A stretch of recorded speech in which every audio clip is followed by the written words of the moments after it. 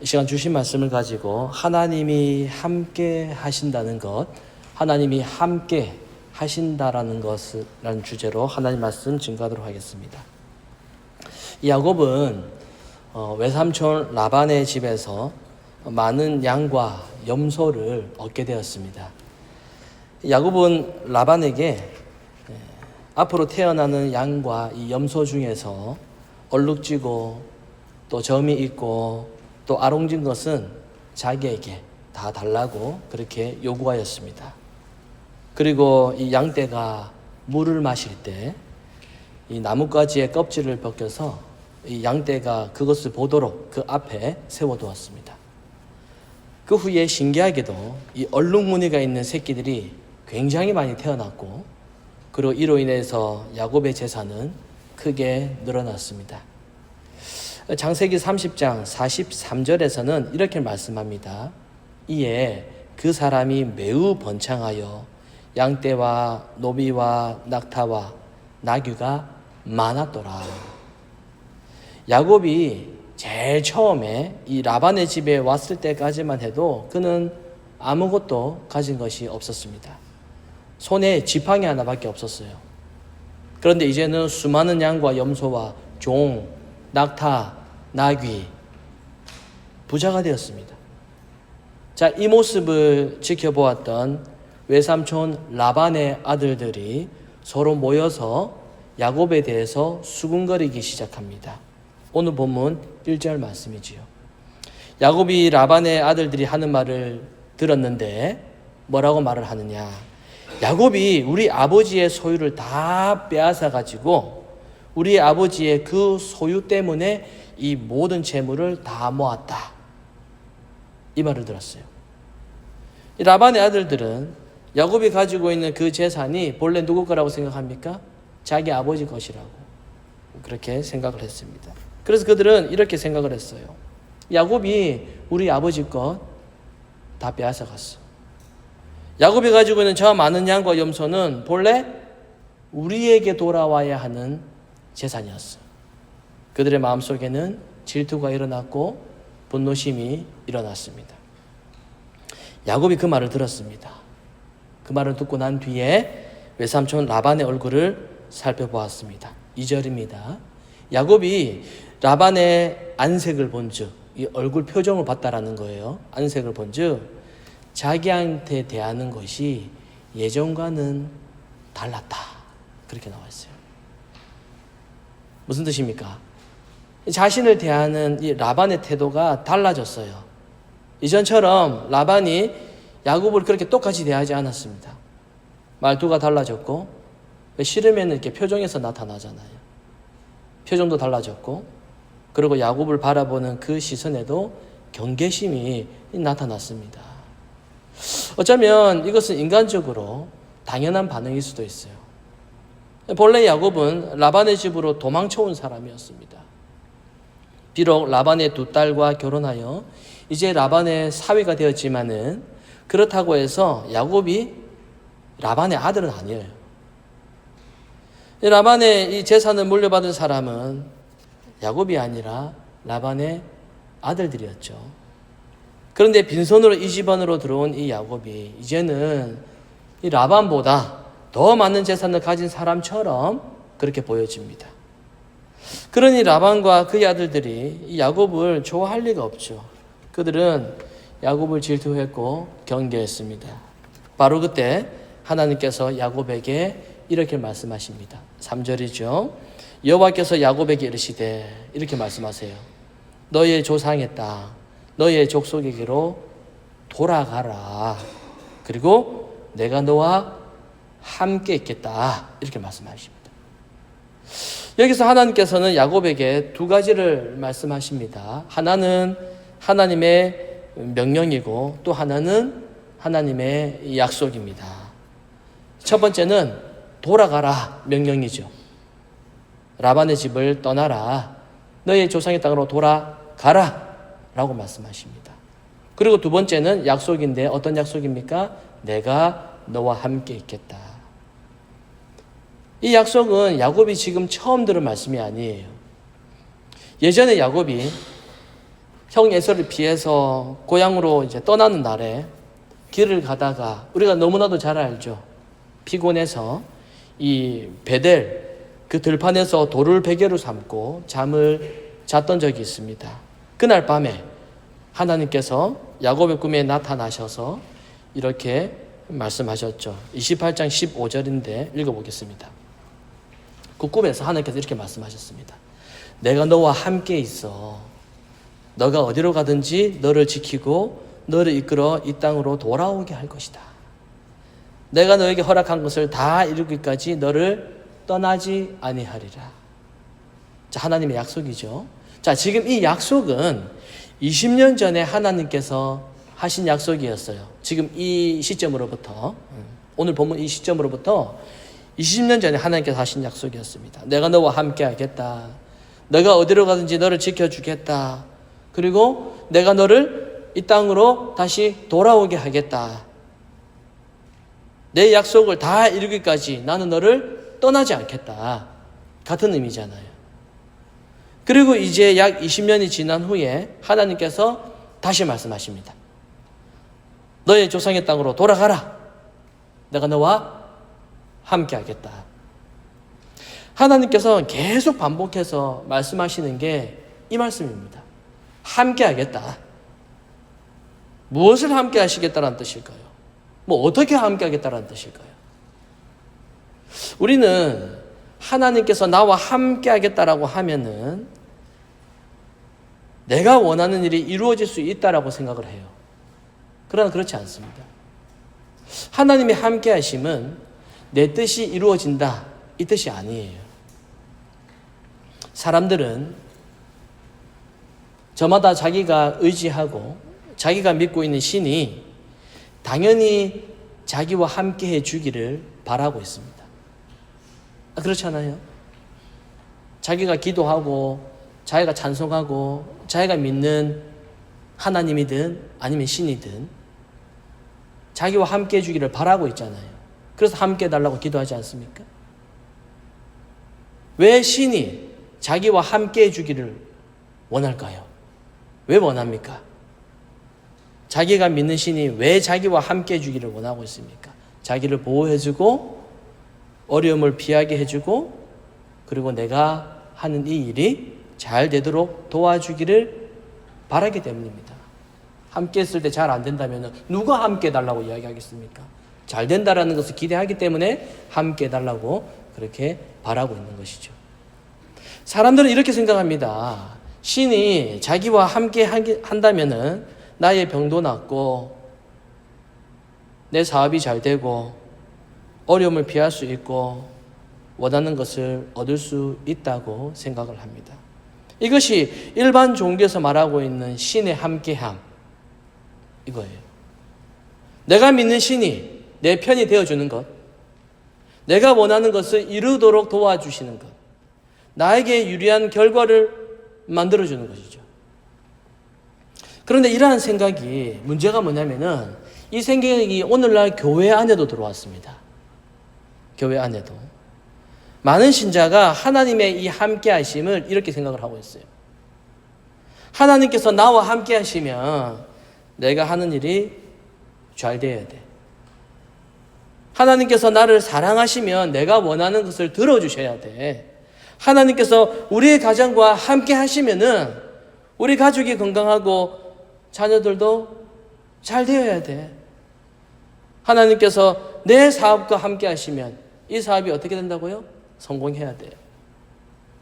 그러나 성경이 말하고 있는 하나님의 이 함께 하심은 단순히 내 뜻이 이루어지는 것을 의미하는 것이 아니에요. 야곱의 인생을 한번 보십시오. 하나님은 분명히 야곱과 함께 하셨습니다.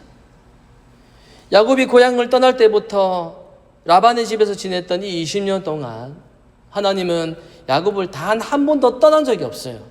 항상 함께 했습니다. 계속 함께 하셨어요.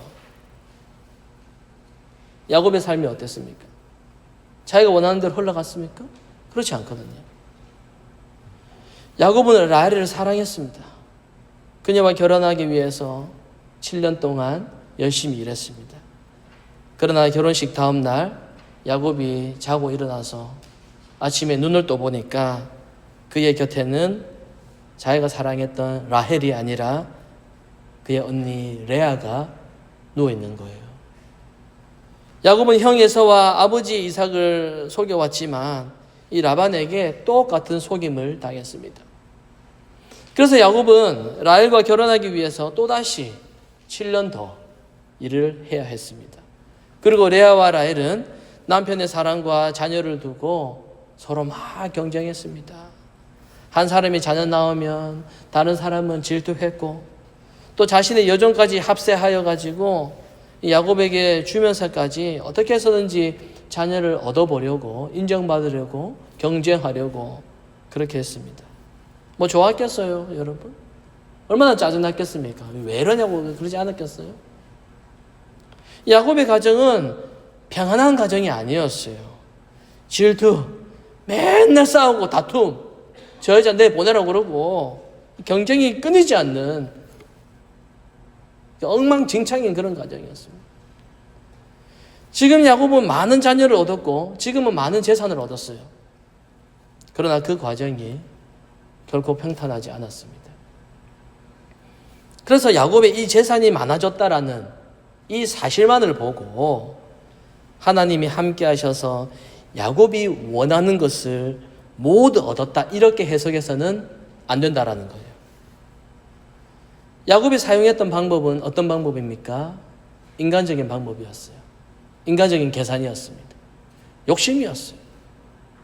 물론 이 나뭇가지의 껍질을 벗겨서 그 양 앞에, 그 양떼 앞에 세우는 그 행동 자체에 거기에 어떤 신비한 힘이 있었던 것은 아닙니다. 뭐 그거 본다고 해가지고 뭐 점 있는 게 뭐 태어납니까?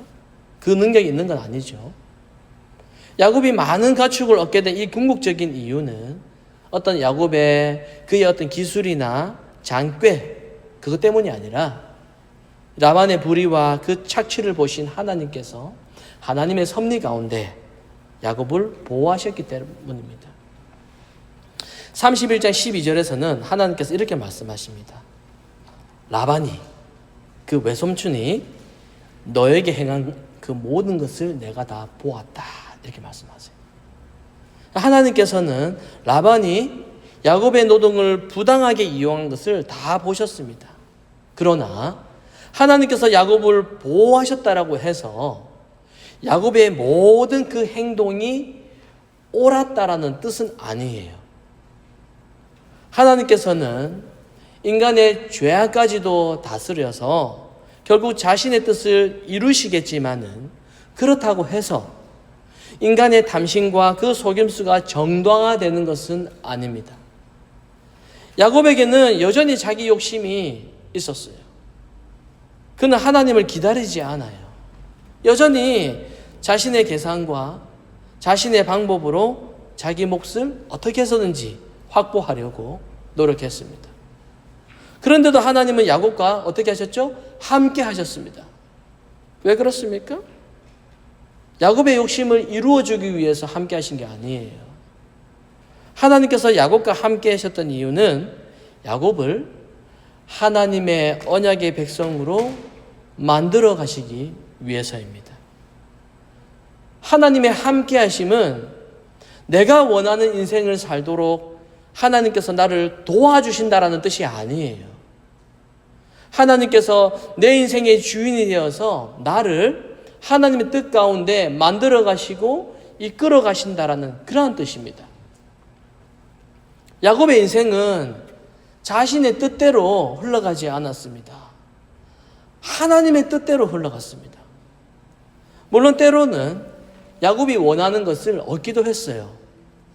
그러나 때로는 속임도 당하고 또 실패하고 고통도 겪었습니다. 하나님께서는 이 모든 일을 통해서 야곱이 자신의 모습을 보게 만들었습니다.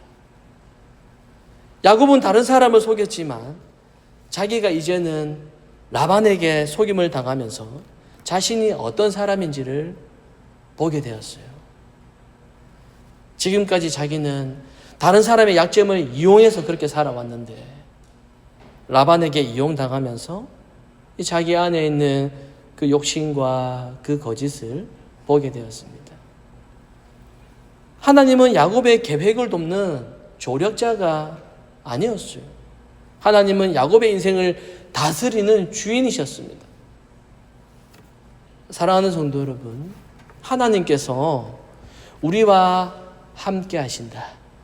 우리와 함께 하신다는 것은 우리의 소원을 모두 이루어 주신다. 우리의 바람을 다 이루어 주신다. 이런 뜻이 아니에요. 하나님께서 우리와 함께 하신다라고 하는 것은 때로는 우리의 계획을 이루어 주시고 때로는 우리의 계획을 실패하게 하시면서 결국 우리를 하나님의 뜻으로 이끌어 가신다라는 뜻입니다. 그래서 하나님이 함께 하심은 나의 성공과 그 실패로 판단할 수가 없습니다. 우리가 성경과 이 자신의 삶을 잘못 해석하는 이 대표적인 방식 가운데 하나가 결과만을 보고 판단하는 겁니다. 결과만을 보고. 우리 얼마나 결과를 좋아합니까? 힘들고 어려움이 있었지만은 이 결과, 이것이 얼마나 우리에게 중요해요. 결과 좋으면은 하나님께서 도우셨다. 그렇게 생각을 하고, 결과가 좋지 않으면 하나님께서 돕지 않으셨거나 내가 죄를 지어서 벌을 받았다. 이렇게 생각을 합니다. 사업이 잘 되면은 결과적으로 하나님의 은혜라고 생각을 하고, 승진하면은 하나님께서 길을 열어주셨다라고 생각을 하고, 좋은 집을 사면은 하나님께서 복을 주셨다라고 생각을 하고, 투자로 큰 돈을 벌면 하나님께서 특별한 지혜를 주셨다라고 생각을 합니다. 물론 모든 좋은 것은 하나님으로부터 옵니다. 하나님께서는 우리에게 재산을 주시기도 하시고 일할 기회도 주시고 또한 예상치 못한 좋은 결과를 허락하시기도 하십니다. 그러나 결과가 좋다는 이유만으로 그 과정과 시작하는 그 동기까지 모두 하나님의 뜻이었다라고 말해서는 안 된다라는 거예요. 만약에 어떤 사람이 정직하지 않는 방법을 사용하고 다른 사람을 속이고 법의 빈틈을 이용해서 큰 돈을 벌었다라고 생각을 해봅시다. 그 사람이 교회에 와서 감사금을 드리면서 하나님께서 저를 도와주셨습니다. 하나님의 은혜입니다. 라고 말하면 여러분 그것이 그 과정과 그 동기가 하나님의 은혜가 되는 것일까요? 그렇지 않습니다. 감사한금을 드린다고 해서 불의한 과정이 의로운 것으로 바뀌는 것이 아니에요. 결과가 좋다고 해서 하나님께서 그 모든 과정을 기뻐하셨다라고 말할 수가 없습니다. 반대로 어려움을 당했다고 해서 잘 안 된다고 해서 하나님께서 함께하지 않으신다 이렇게 말할 수도 없습니다. 예수님을 한번 생각해 보십시오. 결과를 가지고 예수님의 사역을 판단한다면 예수님의 사역은 성공입니까? 실패입니까? 처음에는 많은 사람이 예수님을 따랐어요. 그러나 십자가 앞에서 제자들은 다 도망가고 군중은 예수님을 십자가에 못 박으라고 소리쳤습니다. 결국 예수님은 체포되셨고 조롱당하셨고 채찍질 당하셨고 십자가에 못 박혀 죽으셨습니다. 세상의 결과로만 보면은 이건 실패예요. 그러나 십자가 죽음은 하나님의 구원 계획이 가장 완벽하게 이루어지는 그러한 자리였습니다. 사도 바울도 마찬가지였어요. 바울은 복음을 전하다가 매를 맞고 감옥에 갇혔고 배가 파손되었고 여러 번 죽음의 위기를 겪었습니다. 이 결과 중심의 신앙으로 보면은 바울은 하나님의 도움을 전혀 받지 못한 사람이었어요. 그러나 하나님께서는 고난 가운데서도 바울과 함께 하셨습니다. 그러므로 신자는 성공 그리고 실패 건강과 질병, 부유함, 가난함을 가지고 이것을 가지고 하나님의 사랑과 함께하심을 판단해서는 안 돼요. 좋은 결과가 반드시 하나님의 기쁨을 의미하는 것은 아닙니다. 반대로 어려운 결과가 반드시 하나님의 버리심을 의미하는 것도 아닙니다. 우리가 물어야 되는 것은 이겁니다. 내가 하는 이 일이 하나님의 말씀에 합당한 일인가? 나의 선택과 이 과정이 하나님 앞에서 정직하고 의로운가? 내가 하나님의 영광을 구하고 있는 것인가? 아니면 나의 욕심을 채우고 있는가? 어떠한 결과와 상관없이 내가 그리스도를 신뢰하고 있는가? 이거 우리가 해야 되는 질문이에요. 사랑하는 성도 여러분, 좋은 일이 생기면은 감사해야죠. 그러나 좋은 결과 그 자체가 하나님의 사랑을 증명하는 것은 아닙니다. 어려운 일이 생기면 하나님께 기도하셔야죠. 그러나 어려운 형편 때문에 하나님께서 나를 버리신 게 아니라는 거예요. 하나님의 사랑은 우리가 지금 처해져 있는 우리의 형편으로 하나님의 사랑이 증명되는 게 아닙니다. 하나님의 사랑은 오직 예수 그리스도의 십자가로 증명되는 겁니다. 로마서 5장에 보면은 8절에 이렇게 말씀하시죠. 우리가 아직 죄인 되었을 때 그리스도께서 우리를 위하여 죽으심으로 하나님께서 우리에 대한 자기의 사랑을 확증하셨다. 이렇게 말씀해요.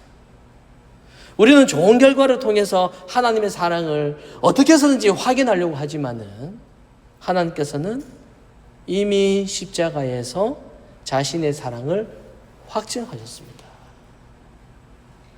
그렇다면 하나님께서는 왜 야곱과 함께 하셨습니까? 야곱을 편안하게 살기 위해서입니까? 야곱을 큰 문자로 만들어주기 위해서입니까? 야곱이 라반의 이 경쟁에서 이기게 하시기 위해서입니까? 그것이 하나님의 가장 중요한 목적이 아니었어요. 하나님께서 야곱과 함께 하시는 이유는 하나님의 약속을 이루시고 하나님의 언약을 이루시고 야곱을 변화시키기 위해서, 다듬어 가시기 위해서라는 거예요. 야곱의 이름의 뜻이 이 발꿈치를 잡는 자라는 뜻입니다. 속이는 자, 이런 뜻입니다.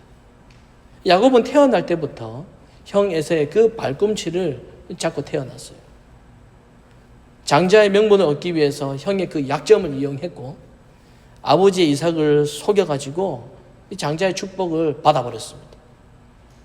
야곱은 자기가 원하는 것을 얻기 위해서는 사람을 붙들고 그리고 상황을 계산하고 자신의 방법을 다 사용했습니다. 그는 언제나 자기 힘으로 자기 인생을 통제하려고 했습니다. 그러나 하나님께서는 그런 야곱을 그대로 두지 않으십니다. 가만히 두지 않으세요. 야곱을 라반의 집으로 보내십니다. 그리고 그곳에서 야곱보다 더 계산적이고 더 속임수에 능한 그 라반을 만나게 하셨습니다. 라반은 야곱에게 거울과 같은 사람이었습니다. 하나님께서는 라반을 통해서 야곱이 자신의 모습을 보도록 하셨던 거예요. 하나님의 이 함께 하심은 언제나 우리를 편안하게 만들어주는 것만을 의미하지 않습니다. 때로는 하나님께서는 우리에게 불편한 사람을 만나게도 하세요. 때로는 우리의 계획도 막으시고요. 때로는 내가 가장 자신 있어 했던 그 영역에서도 내가 이것만큼은 내가 잘할 수 있어, 자신 있어, 그 영역에서도 하나님은 실패하도록 인도하십니다. 때로는 내가 감추고 싶었던 우리의 욕심과 그 교만이 드러나게끔 하신다는 거예요. 왜 그렇게 하십니까? 왜 그렇게 힘들게 하실까요? 우리를 미워하시기 때문이 아닙니다. 우리를 사랑하시기 때문에 그런 겁니다. 히브리서 12장에 보면은 이렇게 말씀하세요. 하나님께서 사랑하시는 자를 징계하신다. 하나님께서 사랑하시는 자를 징계하신대요.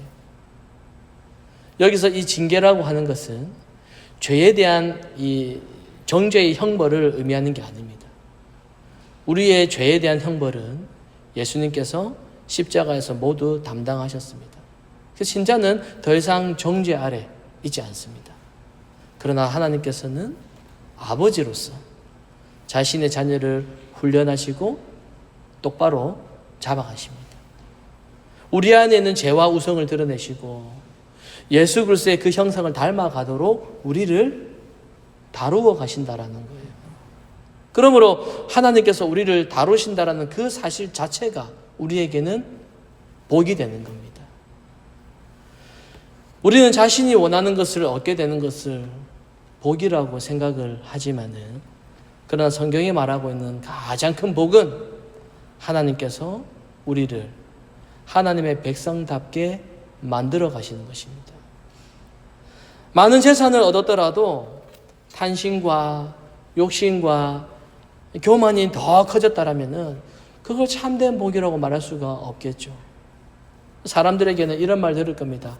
이거 성공했다고, 자수성가했다고, 이민 와가지고 참 많은 거 이뤘다고, 대단하다고, 그런 평가를 받을 수 있지만은 하나님에게서 멀어졌다면 그것은 복이 아닙니다. 반대로 우리의 계획이 다 무너지고 이 어려움을 겪었지만은 그 모든 일들을 통해서 내 안에 있는 자기 우상을 발견하게 되고 예수 그리스도를 더 의지하게 되었다면은 하나님께서는 그 고난을 복으로 우리에게 사용하신 겁니다. 로마서 8장 28절은 이렇게 말씀하죠. 모든 것이 합력하여 선을 이루느니라. 우리는 이 말씀을 어떻게 해석합니까? 모든 것이 합력하여 선을 이룬다. 결국 모든 일이 다 잘 풀릴 것이다. 그런 뜻으로 이해할 때가 많아요. 그러나 그 다음 구절인 29절에는 이렇게 말씀하죠. 하나님께서 이루시는 그 선을 이룬다고 하잖아요. 모든 것이 합력하여. 하나님께서 이루시는 그 선이 무엇인지를 그 다음 구절에 말씀하고 있습니다. 바로 그 아들의 형상을 본받게 하기 위하여 이렇게 말씀하고 있어요. 모든 것이 합력하여 이루는 선은 단순히 우리의 이 형편이 결국에는 좋아질 것이다, 이게 아니에요. 우리가 그의 아들 예수 그리스도의 형상을 닮아가는 것입니다. 그게 선이에요. 하나님께서는 우리의 성공도 사용하시고 실패도 사용하시고 풍성함도 사용하시고 부족함도 사용하십니다. 건강도 사용하시고요. 때로는 질병도 사용하시고 사람의 인정도 사용하시고 때로는 오해와 비난도 사용하십니다. 모든 것을 사용하여서 하나님은 우리의 그 완악한 그 교만을 꺾어버리시고 우리 안에 있는 우상을 드러내시고 끄집어내시고 결국 예수 그리스도만 의지하게끔 그렇게 인도하시는 겁니다. 이게 바로 하나님의 함께하심입니다. 함께하심. 예수님께서는 말씀하셨습니다. 내가 세상 끝날까지 너희와 어떻게 한다고요? 항상 함께하겠다, 이렇게 말씀하셨습니다. 이 약속은 우리가 성공할 때만 유효한 것이 아니라 우리가 실패할 때도 이 약속은 유효한 겁니다. 건강할 때 아마 유효한 것이 아닙니다. 병들었을 때도 유효합니다. 믿음이 강할 때만 해당되는 게 아니에요. 믿음이 흔들릴 때도 해당됩니다. 하나님의 함께하심은 우리의 형편과 우리의 감정이 아니라 예수 그리스도 안에서 주어진 그 언약에 기초하는 겁니다. 사랑하는 성도 여러분, 하나님께서 함께 하신다라고 하는 것은 모든 일이 내가 원하는 대로 이루어진다는 뜻이 아닙니다. 하나님께서 내 계획을 돕는 그런 조력자가 되신다라는 뜻도 아닙니다. 하나님께서 내 인생의 주인이 되셔서 하나님 자신의 뜻 가운데 우리를 이끌어 가신다라는 뜻입니다. 하나님께서 때로는 길을 열어주시지만은 때로는 막을 때도 있으세요. 때로는 성공하게도 하시지만은 때로는 실패를 통해서 우리를 가르치기도 하십니다. 그 모든 일을 통해서 우리 안에 있는 탐심과 교만을 드러내시고 결국 우리를 예수 그리스도의 그 형상으로 만들어 가신다라는 거예요. 하나님께서 야곱과 함께 하신 이유는 그 야곱이 착하고 좋은 사람이었기 때문이 아니라 하나님께서 자신의 언약에, 그 자신이 하셨던 그 약속에 신실하셨기 때문입니다. 마찬가지로 하나님께서 우리와 함께 하시는 그 이유도 뭔가 우리가 잘나서 우리의 의로움, 우리의 선함이 아니라 예수 그리스도 안에서 세워진 은혜의 언약 때문입니다. 그러므로 결과만 보고 하나님의 사랑을 판단하지 마시기를 바랍니다. 좋은 결과가 하나님의 사랑을 증명하는 게 아니에요. 예수 그리스도의 십자가가 하나님의 사랑을 증명하는 겁니다. 오늘도 하나님께서 우리에게 동일하게 말씀하십니다. 내가 너와 함께 있으리라. 이 하나님의 이 약속을 믿고 우리가 그 어떠한 형편의 가운데 있더라도 하나님을 신뢰하고 또 하나님 말씀에 그 순종하는 저와 여러분이 되시기를 성부와 성자와 성령의 이름으로 축원합니다. 아멘.